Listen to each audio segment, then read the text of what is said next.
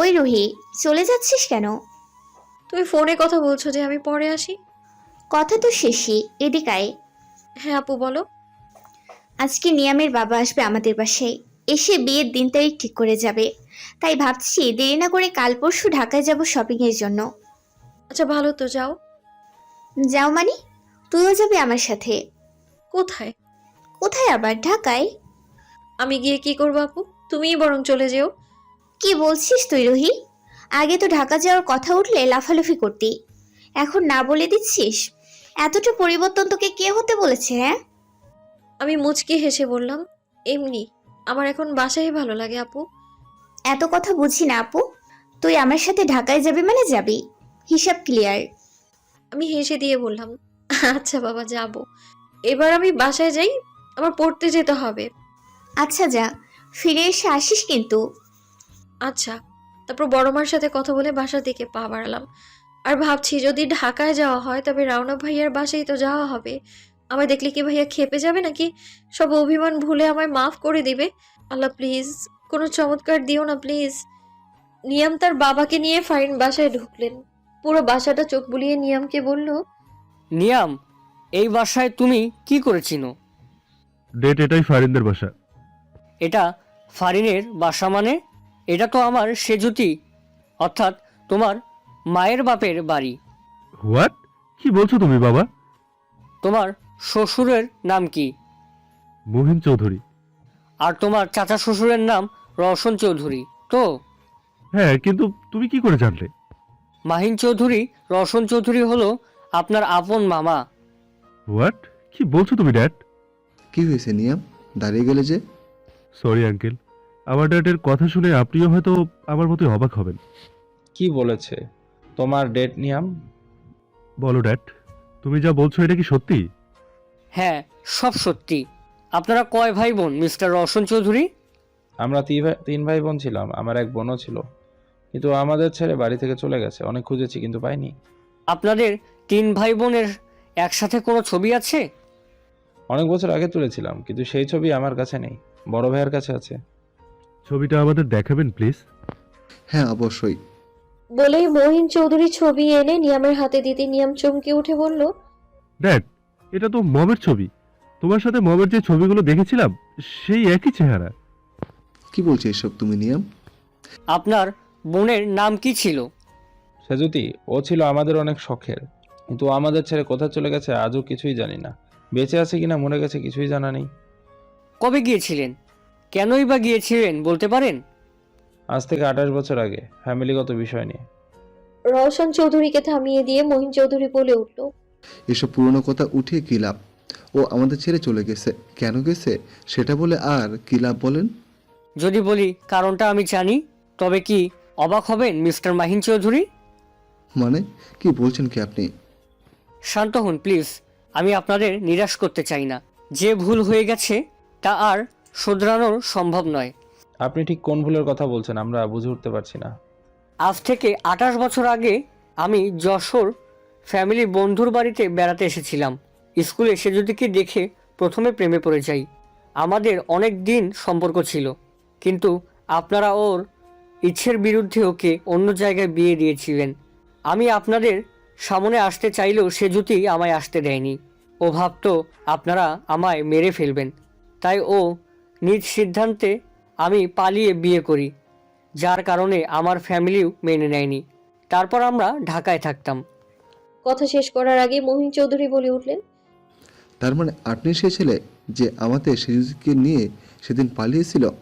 বলুন, কোথায় আছে আমাদের সেজুতি? আরে ভাইয়া শান্ত হও, ওনার পুরো কথাটা আগে শুনি। নিয়ামের বাবা আবার বলতে শুরু করলো, আমি ডাক্তারি করতাম। সে যদি জানতো ওর ভাইরা ওকে খুঁজবে, তাই ও ইচ্ছে করেই পড়াশোনা ছেড়ে দেয়। আমি জোর করলেও মানেনি, বলতো আপনার থেকে আমায় আলাদা করে দিবে। বিয়ের 1 বছর পর নিয়াম দুনিয়াতে আসে, কিন্তু সেজুদিকে বাঁচানো সম্ভব হয়নি। যদি জানতাম আমার সন্তান হবে সেজুদির প্রাণের বিনিময়ে, তবে আমি কোনোদিনই বাবা হতাম না। বলতে গিয়ে অঝরে চোখের জল ছেড়ে দিল। তার মানে আমাদের সেজুতি আর নেই? এত বছর পর ওর সন্তান পেয়ে ওকে পেলাম না? বলে দুই ভাইয়ের চোখের পানি গড়িয়ে পড়ল।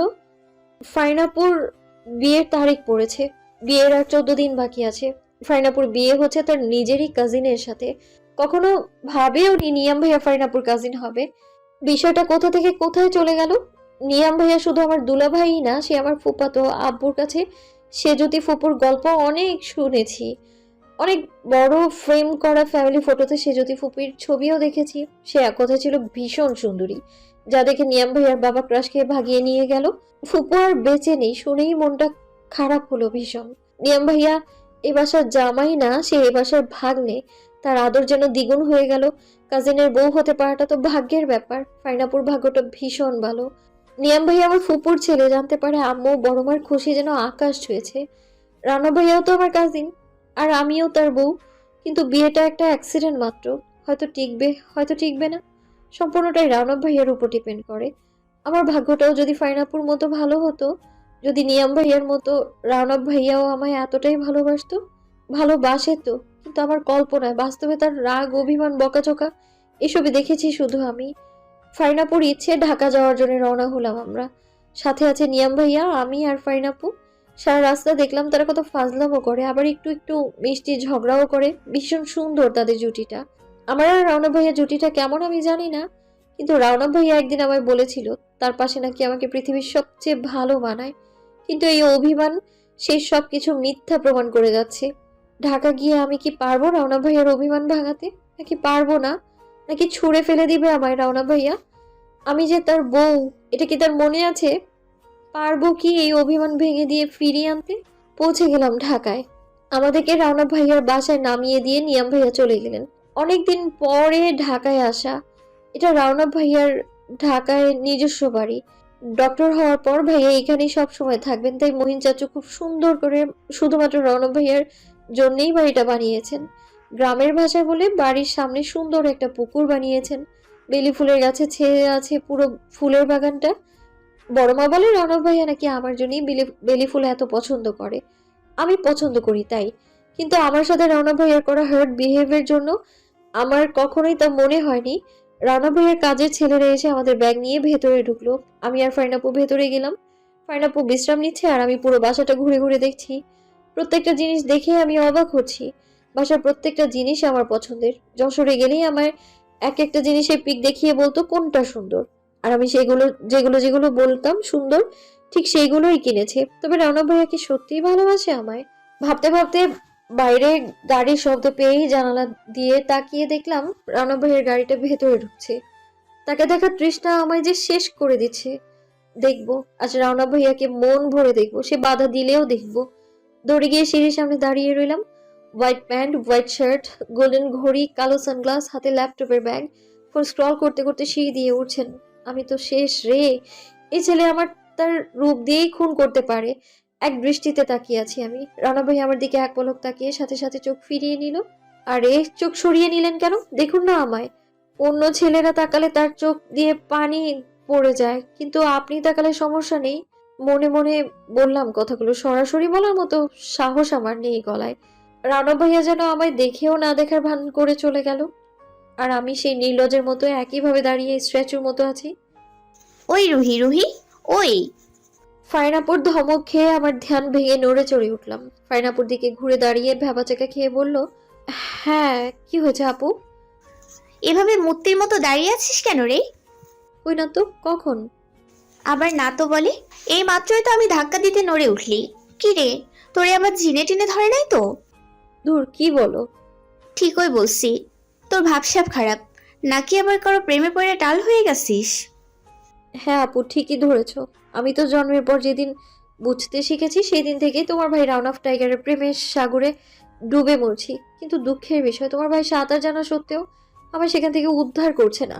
ফাইন আপু মাথা নুইয়ে আমার দিকে তাকিয়ে বলল, কি বিড়বিড় করছিস রে রুহি? কই কিছু না তো। লজ্জা পেয়ে সেখান থেকে চলে এলাম। আর 1 মিনিট রাউন অফ টাইগারের প্রেম মুড়ে থাকলে ধরা পড়ে যাব, তার আগেই ভাগি। হঠাৎ রুহির আবার কি হলো?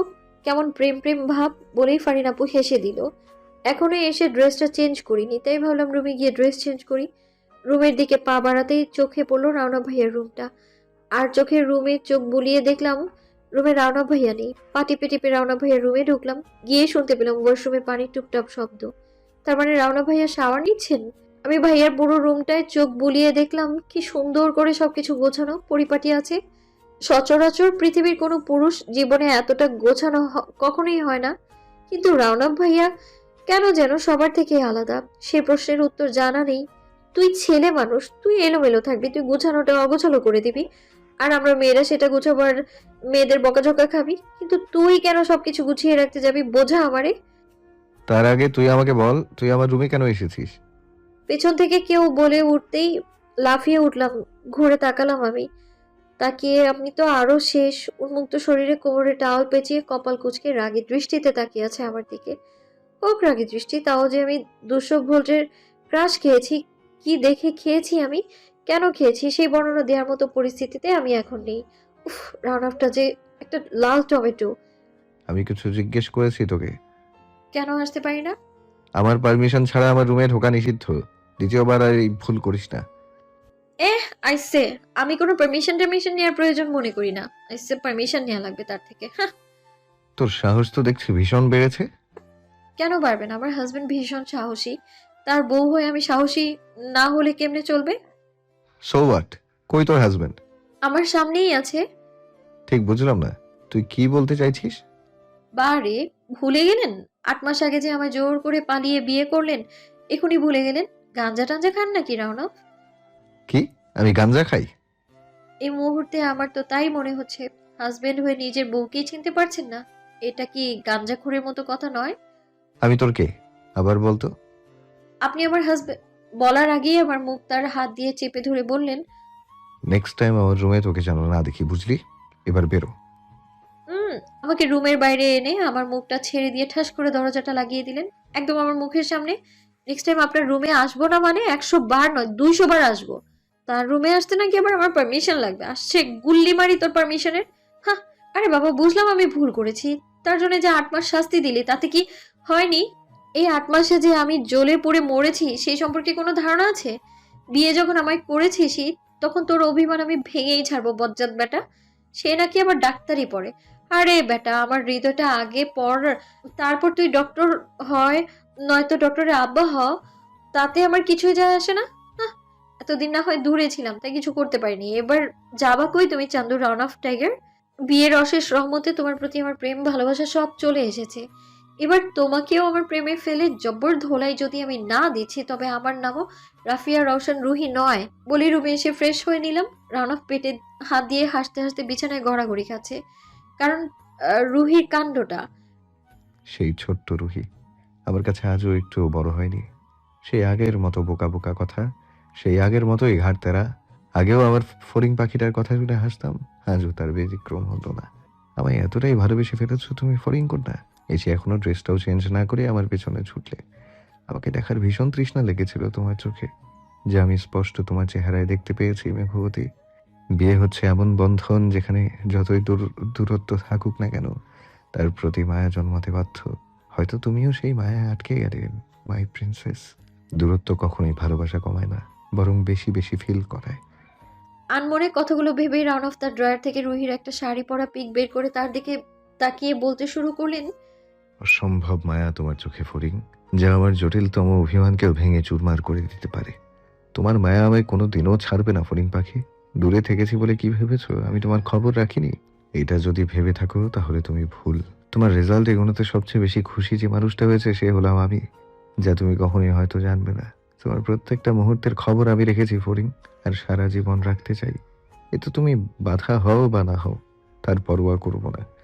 এই 8টা মাস তোমার ছবি দেখে কাটিয়ে দিয়েছি। তোমার আজকের চেহারায় আমার অভিমান খানিকটা হালকা হলেও এখনো বুকে সেই চিনচিন ব্যথা জমে আছে। তুমি আন্দাজও করতে পারবে না ফড়িং, তোমার সেদিনের ভুল সিদ্ধান্ত আমাকে কতটা কষ্ট দিয়েছে, কতটা ব্যথায় জর্জরিত করেছে আমায়। ওই এক মুহূর্তের জন্য মনে হয়েছিল যেন পুরো পৃথিবীটাই আমার শূন্য হয়ে আছে। সেই দিনের ক্ষতটা ভীষণ গাঢ় যে ফড়িং, এই ক্ষত হালকা করার ক্ষমতা তোমার হবে কি জানা নেই। কখনোই আমি তোমায় আমার ভালোবাসা প্রকাশ করব না। আমার ভালোবাসা থাকবে অপ্রকাশিত। যদি তুমি নিজ থেকে এই ভালোবাসা খোঁজো তবে পেয়ে যাবে। আমি তোমায় কোথাও বাধা দিতে পারবো না। আমার সবটাই তুমি ভয়, তুই তো আমার সব ফড়িং পাখি। উফ, কি একটা অবস্থা, যেখানে যাই সেখানেই ছেলেরা। এমনিতেই রাউন্ড অফ টাইগার ছাড়া অন্য কোনো ছেলেকে আমার একদমই ভালো লাগে না, কিন্তু এই বাসায় দেখছি সব জায়গায় ছেলে। রাঁধুনি ছেলে, কাপড় কাচের ছেলে, কাজের লোক ছেলে, দারোয়ান তো আছেই। এক কথায় কোনো মহিলাই নেই, থাকবেই বা কি করে? আমি যেমন ছেলেদের কম সহ্য করতে পারি, তেমনি রাওনাফ ভাইয়াও মেয়েদের কম দেখতে পারে। সারা বাসায় শুধু আমি আর ফাইন আপু হলাম মেয়ে, আর সব ছেলেরা খালি ছেলে ছেলে আর ছেলে। কি আর বলবো। ওই রুহি, চল নিচে গিয়ে খেয়ে আসি। আমারও পেটে ইঁদুর দৌড়াচ্ছে আপু, খাবো চলো। আচ্ছা চল। নিচে গিয়ে খাবার টেবিলে ফাইন আপু বসে পড়লো। আমি চেয়ার টেনে বসতে যাব, সেই সময় চোখ আটকে গেল সিঁড়িতে। হাতে ঘড়ি পড়তে পড়তে নামছেন রাওনাফ ভাইয়া। গায়ে তার হোয়াইট রঙের শার্ট। আসলে রাওনাফ ভাইয়ার পছন্দের রং হচ্ছে হোয়াইট, তাই বেশিরভাগ সময় হোয়াইট পরে। রাউনাফ, তুইও বসে পড়, তারপর যা করার কর। ফাইনাপুর কথা শুনে আমি মনে মনে ভাবছি, রাওনা ভাইয়া খেতে বসলে সে যেই চেয়ারে বসবে তার পাশে বসে একটু জ্বালানো যাবে তাকে। আমার দিকে এক পলক তাকিয়ে বলেন, না ফারিন আপু, আমার একটু এমার্জেন্সি যেতে হবে, কাজ আছে। আরে বাধা দিচ্ছি না তো, খেয়ে যা। না না, আমি বাইরে খেয়ে নেব, এখন যাই বলেই পা বাড়ালো। আরে চলে যাচ্ছেন কেন? খেয়ে গেলেই তো হয়, তাই না? আমার দিকে এক পলক তাকিয়ে কোনো উত্তর না দিয়ে চলে গেল। ফাইনাপুর সামনে করলো আবারও অপমান। কি ভাগ্য আমার, কথা কথা অপমান করে স্বামী আমার। জ্বালানোর প্ল্যানটা তো ভেস্তে গেল, সাথে অপমান উপহার পেলাম। যাকো, তুই খেয়ে নে। ও গেছে যাক, রাউনাফ নিজের ইচ্ছেতে চলে, ওকে বাধ্য করার ক্ষমতা নেই। হ্যাঁ, তোমার বজ্জাত ভাই একটা। তোমার জায়গায় আমি থাকলে না, রাওনাফটাকে 24 ঘন্টায় পিটিয়ে সোজা করে দিতাম। আমার কথায় ফারিন আপু ফিক করে হেসে দিয়ে বললেন, আচ্ছা আচ্ছা বাবা, তুই এখন বসে খাওয়া শুরু কর, পরে পাল্টানো যাবে। কি আর খাবো, অপমানে পেট ভরে গেছে আমার। খেয়ে দিয়ে উঠে আবারও আড্ডায় বসলাম। আমি আর ফারিন আপু বিয়ের প্ল্যানিং করছিলাম। অনেক সময় পেরিয়ে গেল, আকাশে সন্ধ্যা নেমেছে, চাঁদটা উকি দিচ্ছে জানলায়। আকাশে শত শত তারা ফুটেছে, সব মিলিয়ে সৌন্দর্যের পরিপূর্ণ। রানা ভাইয়া এখনো ফেরেনি বাসায়, কখন ফিরবে তাও জানি না। আমি আবারও তার রুমে গেলাম, গিয়ে ভাইয়ার বই খাতাগুলো দেখছি। সব বইয়ের প্রতিটা পাতায় এখানে ওখানে হাইপেন দিয়ে দাগ করা, সারা বই জুড়ে দাগিয়ে রেখেছেন। কি ভালো স্টুডেন্টদের বইয়ের অবস্থা যেমন হয় আর কি। দেখতে দেখতে একটা বই হাতে তুলে নিতেই বইয়ের ভাঁজ থেকে কতগুলো ছবি ফ্লোরে পড়ে গেল। আমি বইটা রেখে ছবিগুলো হাতে নিতেই চোখ দুটো আমার খুশিতে টলটল করে উঠলো। এই প্রত্যেকটা ছবি আমার ছোটবেলার ছবি, স্কুল লাইফের স্কুল ড্রেস পরা ছবি। রানা ভাইয়ার গালে চুমু খাচ্ছি এমন একটা ছবি দেখে তো ভীষণ লজ্জা পেলাম। তখন আমি ক্লাস 6-এ পড়তাম। আমার জ্যামিতি বক্স হারিয়ে যাওয়ায় আম্মু বকাবকি করবে বলে কাঁদছিলাম। রানা ভাইয়া বলেছিল, আমি তোকে একটা জ্যামিতি বক্স কিনে দেবো এক্ষুনি, যদি তুই আমার শর্ত মানিস। আর আমি তার শর্ত মানতে রাজি হয়ে যাই। তার শর্ত ছিল তাকে একটা কিস করতে হবে। সেই কিস দেওয়া ছবি এখনো আছে তার কাছে। আরেকটা ছবিতে দেখলাম আমি পুতুল খেলছিলাম, সেই ছবি। এরকম অনেক ছবি গুনে দেখলাম, সর্বমোট 26টা ছবি। বইয়ের এক এক পাতায় এক একটা ছিল। বাইরে কারো আসার শব্দ পেয়েই আমি ভয় পেয়ে গেলাম। তাড়াতাড়ি ছবিগুলো ঠিকঠাক করে রেখে আলমারির পেছনে গিয়ে লুকিয়ে পড়লাম। এই সময় তার রুমে আমায় দেখলেই বকাঝকা শুরু করে দেবে। তার চেয়ে পালিয়ে থাকাই বেটার হবে। সে তো আর বুঝবে না তার জন্য আমার মনটা ছটফট করে, তাই তার রুমে চলে আসি বারবার। রুমে ঢুকে এসিটা অন করে দিয়ে শার্টের বোতাম খুলতে খুলতে আলমারির কাছে আসছে। তাকে আলমারির দিকে আসতে দেখে আমি ভয় কাঁপাকাঁপি শুরু করে দিয়েছি। ধরা খেলে না জানি কত কি শুনিয়ে দেবে, তাই আলমারির সাথে একদম চুপটি করে মেশে রইলাম। রাওনাফ ভাইয়া এসে আলমারি থেকে টি শার্ট আর প্যান্ট নিয়ে রুমের চেঞ্জ করে শুরু করে দিলেন। আমি তো লজ্জায় শেষ, কোনো রকম চোখ সরিয়ে রেখেছি আমি, সাথে ভয়ও করছে ধরা খেলে আমি শেষ। লোকটার জন্য কি ওয়াশরুম নেই? রুমেই কেন চেঞ্জ করতে হবে? চেঞ্জ করে ফোনটা হাতে নিয়ে বেলকনির দিকে গেলে আমি তাড়াতাড়ি করে পা টিপে টিপে রুম থেকে বেরিয়ে গেলাম। এক দৌড়ে রুমে চলে গেলাম। আপাতত প্রাণটা বেঁচে ফিরেছে, এটাই অনেক। রান অফ টাইগারের হাতে ধরা খেলে আজ আমি একদমই শেষ হতাম। ফাইনাপু নিয়াম ভাইয়ার সাথে বলছে কি সুন্দর প্রেম তাদের, দেখতেই ভালো লাগে। আর আমার কপালে ছাই। বেহায়ের মতো রাওনা ভাইয়ার রুমে আবারও গেলাম। দেখলাম রাওনা ভাইয়া ঘুমিয়ে পড়েছে। কি সুন্দর লাগছে তাকে ঘুমন্ত চেহারায়। আমি তো পুরাই ফিদা, তার কি বলবো। তখনই দেখলাম রাওনা ভাইয়ার বালিশের নিচে কাগজের মতো কি যেন একটা। আমি আস্তে আস্তে টান দিয়ে হাতে নিয়ে দেখি একটা ছবি। এটা সেই দিনের ছবি, রানা ভাইয়ার দেয়া শাড়ি চুড়ি পরে যে মেলায় গিয়েছিলাম সেই দিনের তোলা আমার ছবি। রানা ভাইয়া আমায় এতটা ভালোবাসেন, কিন্তু কখনো আমায় তা বুঝতে দেন না কেন?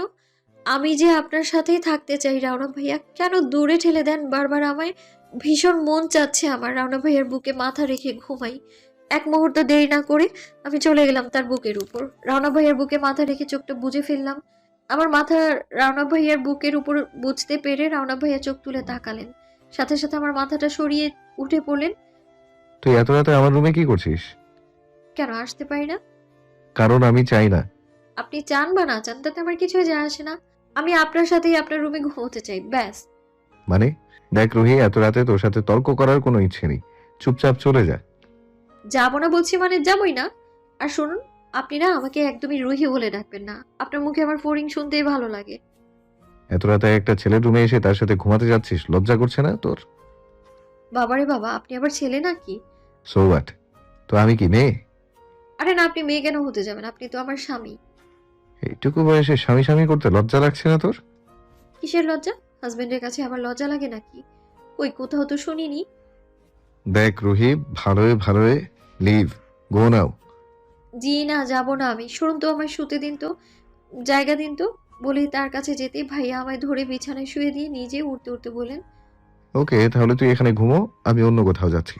তাহলে আমিও সেখানে আপনার সাথে চলে যাব। তাই? জি। আসল কথা কি জানেন, বিয়ের পর আলাদা ঘুমানোটাই একদমই ঠিক হয়নি। এসব তোকে কে শিখিয়েছে? হ্যাঁ, নিজে নিজেই শিখেছি। বাহ, খুব ভালো। আচ্ছা তুই তাহলে শুয়ে পড়, আমি একটু আসছি। কোথায় যাবেন? এই তো আসছি, 1 মিনিট। বাহ, ভীষণ ভালো। আমার সঙ্গে ঘুমোতে রাজি হয়ে গেলেন তাহলে, গুড বয়। আমার কথা শুনে রাওনা ভাইয়া বাঁকা হাসি দিয়ে চলে গেলেন। যাক বাবা, রাগটা একটু কমেছে মনে হয়। কমবে নাই বা কেন? কতটা বেহায়াপনা করছি আমি। হঠাৎই মনে হলো আমার হাত কে যেন দড়ি দিয়ে বাঁধছে। চোখ মেলে দেখি রাওনা ভাইয়া দড়ি দিয়ে আমার পা বেডের সাথে বেঁধে রেখেছে, আর হাতটাও বাঁধছে। আরে আরে, রাওনা ভাইয়া কি করছেন? আমায় বাঁধছেন কেন? শেষ বাধা, এবার আমি চললাম। এভাবে বেঁধে রেখে কোথায় চললেন? খুলে দেন বলছি। না না না, তা তো হবে না। খুব শখ না তোর আমার সাথে ঘুমানোর? নে এবার ঘুমো, আমি অন্য রুমে গিয়ে ঘুমাই। Good night foreign. আরে এইভাবে আমি কিভাবে ঘুমাবো? রানা ভাইয়া যেও না প্লিজ। ধুর, আমি কি ভাবলাম আর কি হলো? বজ্জাত রাউন্ড অফ টাইগার আমায় বেঁধে রেখে গেল, দরজাটাও আটকে দিয়েছে। এবার আমি কেমনে ছুটি? দড়িটা ভীষণ শক্ত করে বেঁধেছে। ছোটাছুটি করলে আরো ব্যথা পাচ্ছি, চিৎকার করলে তো ফাইন আপু জেগে যাবে, তখন হবে আবার আরেক ঝামেলা। কোন বিপদে পড়লাম আমি! কি হতো আমার পাশে ঘুমোলে? আমরা তো বিবাহিতই।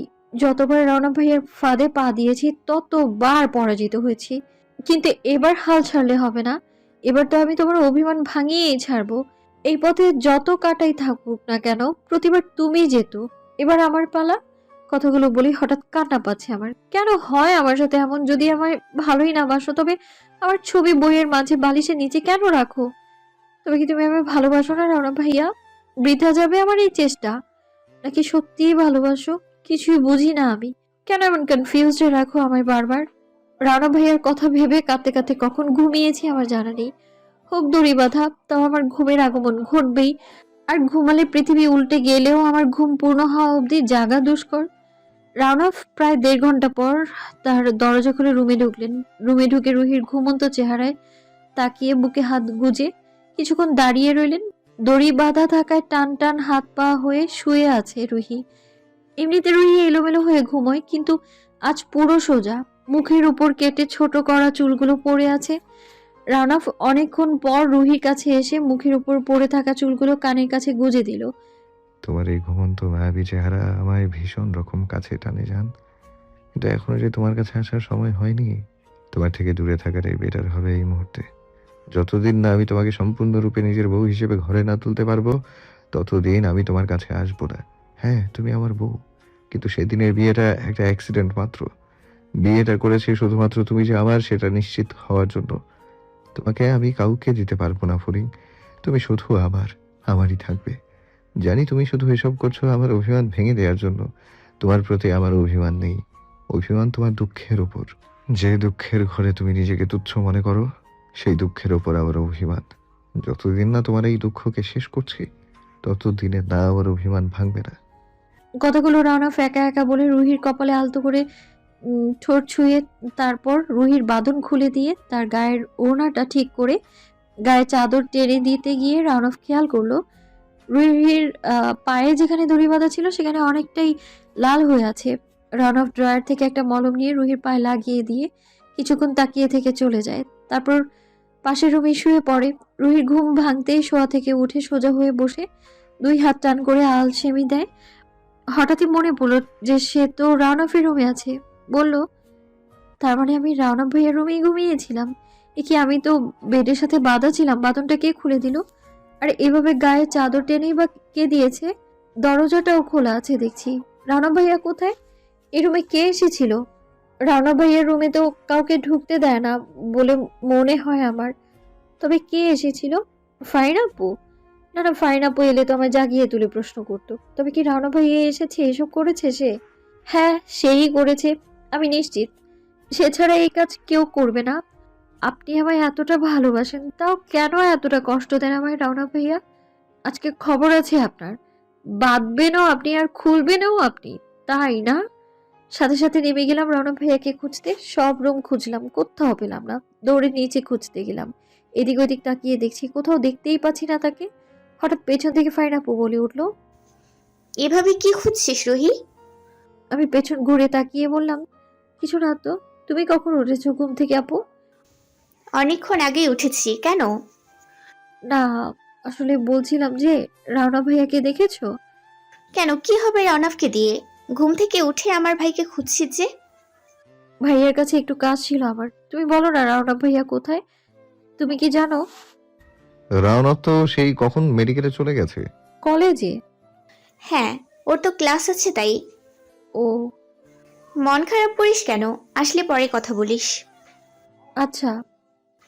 তা এত বেলা পর্যন্ত ঘুমালি যে? ছোট মা ফোন দিয়েছিল তোর সাথে কথা বলবে তাই। আমি এত ডাকলাম, দরজা খুললি তো না। এমনি ঘুম পাচ্ছিল তাই। সকাল 10টা 30 বাজে। তাড়াতাড়ি ফ্রেশ হয়ে নিচে আয়, খেয়ে নিবি। আচ্ছা, যাচ্ছি। ফ্রেশ হয়ে নিচে এসে খেয়ে নিলাম। তারপর ফারিন আপুর সাথে গল্প করতে বসছি। শোন রুহি, বিয়ের তারিখের খুব বেশি সময় নেই হাতে, তাই চাচ্ছি আমরা তাড়াতাড়ি শপিং সেরে যশোরে ফিরে যাব। আচ্ছা, কবে যাবে শপিং এ? আজকের দিনটা যাক, কালকে বিকেলের দিকে যাব। বিকেলে কেন? সকালে কেন যাবে না? নিয়াম বলেছি বিকেলের দিকে যেতে, সকালে তো রোদ আর তাপ বেশি থাকে তাই। বাহ, নিয়াম ভাইয়া কতটা কেয়ারিং। তোমার কত কেয়ার করে। ইস, আমিও যদি এতটা কেয়ারিং কাউকে পেতাম। হ্যাঁ হ্যাঁ, পেয়ে যাবি। তুইও কেয়ারিং কাউকেই পাবি, আমার থেকেও বেশি কেয়ার করবে তোকে। সেই আশা আর পূর্ণ হলো? তোমার যে বজ্জাত ভাই সে আবার কেয়ারিং হবে? হ্যাঁ, এটা তো স্বপ্নে। একটু ছোটখাটো কেয়ার করলেও কনফিউজডে রাখে, সেটা কেয়ারিং নাকি হুঙ্কার? একা একা কি বিড়বিড় করছিস রে রুহি? তোর এই বিড়বিড় করার স্বভাবটা আর গেল না। রাউনাক তোকে এর জন্য পুচকি বলে। বলেই হেসে দিল। তোমার টাইগার ভাইয়ের কথা আর বলো না তো। সে ছোটবেলা থেকেই দেখছি সে আমায় পুচকি পুচকি বলে। কেন বলো তো? সে কি দেখতে পাচ্ছে না আমি দিন দিন বড় হচ্ছি? তাও সে আমায় পুচকি পুচকি কেন বলবে? হ্যাঁ, রুহি, তুই আমাদের কাছে বড় হলেও রাউনাপের কাছে হতে পারবি না। ও তোকে সারা জীবন পিচকি বলেই খেপাবে। ভাইয়া আমায় খ্যাপায়, এতে আমার কষ্ট হয় না? আর তুমি হাসছো। সরি সরি সরি, আসলে রুহি, সমস্যাটা হলো তুই কথা বলিস এখনো অবুঝের মতো, তাই রাউনাফ তোকে এটা বলে। যখন আবার বুঝে বলবি তখন আর বলবে না। বুঝলাম, তোমার বাচ্চে। নিয়ম ফোন দিচ্ছে। আচ্ছা তুই থাক, আমি যাই কথা বলে আসি। হ্যাঁ, যাও যাও। যাবাই তো, আমি আর কি করব? না আছে ফোন, না আছে ফোন দেওয়ার মানুষ। বাবা, তোর আবার ফোন দেওয়ার মানুষও লাগে রুহি? দাঁড়া, ছোট মাকে বলে খুঁজে দিচ্ছি। কতটা সময় পার হয়ে গেল, এখনো রণব ভাইয়া ফিরছে না। মনটা কেমন করছে আমার। কখন ফিরবে কে জানে। ড্রয়িং রুমে পায়চারি করছিলাম আর বারবার দরজার দিকে তাকাচ্ছি, কখন আসবে কে জানে। অনেকক্ষণ ধরে পায়চারি করার পর সাহেব আমার বাসায় ঢুকলো। তাও আবার ফোনে কথা বলতে বলতে, হাতে তাহার ভাঁজ করা অ্যাপ্রন, সাদা শার্ট, কপাল কুঁচকিয়ে রাগী গলায় কথা বলছে কার সাথে যেন। ওপাশের কথা শুনতে পাচ্ছি না, কিন্তু ভাইয়া রাগী কণ্ঠে বলছেন, দেখুন, আপনি আপনার এই শুটিং বন্ধ করুন। রোজ রোজ আমার এসব ভালো লাগে না। আপনি যদি ফের রাস্তায় দাঁড়িয়ে থাকেন তবে আমি কিন্তু আপনাকে অপমান করতে বাধ্য হব। কার সাথে এমন করে কথা বলছেন উনি? আমার কৌতূহল মনের সহ্য আছে, ধৈর্য নেই। সোফায় ফারিনাপুও বসে আছে। ভাবলাম ফারিনাপুর সামনে আমায় তো আর মারতে পারবে না, একটু মজা নেওয়া যাক। গিয়ে তার সামনে দাঁড়িয়ে বললাম, কি হয়েছে ভাইয়া, ভাবি ফোন দিয়েছে নাকি? আমার কথায় ফারিন আপু ফিক করে হেসে দিল। হোয়াট? কি বলছিস তুই এসব? না, যেভাবে রাগ দেখিয়ে কথা বলছেন, আমি জানতাম এরকম রাগ আপনি শুধুমাত্র ভাবির সাথেই দেখান, কিন্তু এখন তো দেখছি সবাইকেই দেখান। দেখ রোহি, মেজাজ খারাপ আছে, সামনে থেকে সর। আরে আমি কি এখনো দাঁড়িয়ে থাকবো নাকি? সরবো তো অবশ্যই, কিন্তু তার আগে আমার একটা উপদেশ শুনতে হবে। হোয়াট? তুই আমাকে উপদেশ দিবি? শোন পুচকি, উপদেশটা নিজের জন্য রেখে দে, ভবিষ্যতে কাজে দেবে। আরে কি বলছেন? ওই উপদেশটা তো আমি অক্ষরে অক্ষরে পালন করি, আপনার মতো নই। কি এমন উপদেশ যেটা তুই অক্ষরে অক্ষরে পালন করিস? শুনুন তাহলে, নিজের পার্টনার অর্থাৎ স্ত্রী মানে আমি বলতে চাইছি আমাদের ভাবির সাথে বেশি রাগ দেখাবেন না, হ্যাঁ? বেশি বেশি ভালোবাসবেন, অনেক কেয়ার করবেন, একদম নিয়ম ভাইয়ার মতো। কি রুহি, তুই উপদেশ অক্ষরে অক্ষরে পালন করছিস মানে? কি বুঝালি? আরে ফারিন আপু, বাদ দাও তো, ওর কথা কানে নিও না, পাগল একটা। আমি একদমই পাগল নই, আপনি পাগল, আপনার 14 গোষ্ঠী পাগল। আমার 14 গোষ্ঠীর মধ্যে তুইও আছিস, সর সামনে থেকে। বলেই আমায় হাত দিয়ে সরিয়ে সিঁড়ি বেয়ে উপরে চলে গেল। আর ফারিন আপু তো হেসে গড়াগড়ি খাচ্ছে। এই এত হেসো না তো ফারিন আপু, তোমার ভাই আমায় অপমান করে আর তুমি তা নিয়ে হাসো। ওকে ওকে, আর হাসবো না। দূর, তুমি হাসতে থাকো, আমি গেলাম, তোমার সাথে হারি। আরে রুহি, কই যাচ্ছিস? দাঁড়া। কিছুক্ষণ পর রওনা ভাইয়ার রুমে গেলাম, গিয়ে দেখি সে ল্যাপটপ নিয়ে বসে আছে। আমি গিয়ে বললাম, একটু বসতে পারি আপনার রুমে? একটু বসলেও বসতে পারিস, এর বেশি না। ধুর, শুনে না রওনা ভাই। কি শুনবো? তোকে বলেছি না তুই আমার রুমে আসবি না, তারপর আবার আসিস বেহার মতো। হ্যাঁ, আমি তো বেহায়া, তাতে আপনার কি যায় আসে? না, আমার কিছু যায় আসে না। ভালোই ভালোই এখনই বেরিয়ে অন্য রুমে গিয়ে বস, একটুখানি সময় হয়ে গেছে। আরে আগে আমার কথাটা তো শুনুন। তোর ফালতু কথা কম শুনিনি, আরো বাকি কি? ধুর, আপনি চুপ করবেন প্লিজ, একটা জরুরি কথা। কি এমন জরুরি কথা?